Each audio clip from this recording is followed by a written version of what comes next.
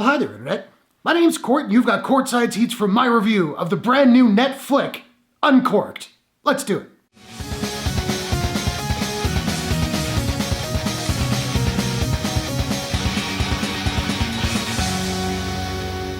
Uncorked is a drama from writer-director Prentice Penny and Netflix. Film stars Courtney B. Vance, Mamoudou Athie, Sasha Compere, Jenrette, McGorry, and Gil Ozeri. Elijah must balance his dream of becoming a master sommelier with his father's expectations that he carries on the family's Memphis BBQ joint. Well, like many of you, I am currently doing the social distancing thing. I'm not sick, I'm just being careful, and man am I grateful for Netflix for giving us something to do. This movie Uncorked dropped today, and as a guy who appreciates wine and used to work in a wine store, I was curious to see it, and I like this movie.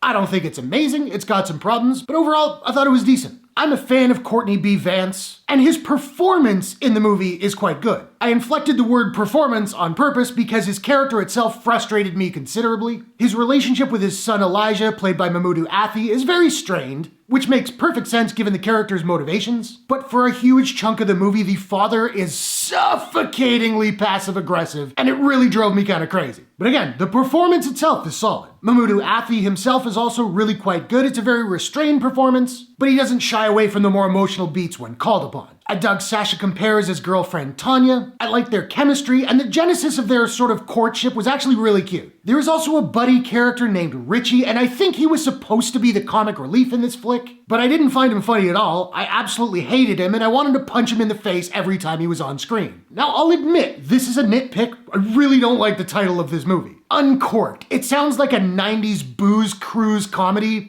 probably starring Walter Matthau and Jack Lemmon, and this is just not that movie. But whatever, it's a title, it doesn't matter. Speaking of not that movie though, there is a scene between Elijah and his father. They're texting with each other. We've been seeing this in movies for a while, but when they text, we'll hear the bloop and the text will appear on screen and we see the conversation like that. And it just felt so out of place in this movie. Maybe it would have worked a little bit better if it had happened 2 or 3 times, but it literally only happens in one scene, and it's just really jarring. Again, it's a small thing, and it doesn't make the movie worse, but it really did stand out to me. I will say that the mostly, if not entirely hip-hop soundtrack is totally banging, and there was a scene in the third act where Elijah is going through some really heavy emotional stuff, and the way the scene was edited worked really, really well. It put me into the guy's mindset very nicely. Still, the movie does get a little bit dull at times, and at a relatively short hour and 44 minutes, I feel like they still could have shaved another 10 minutes off. And we've seen this plot so many times. The child has a calling, but doesn't want to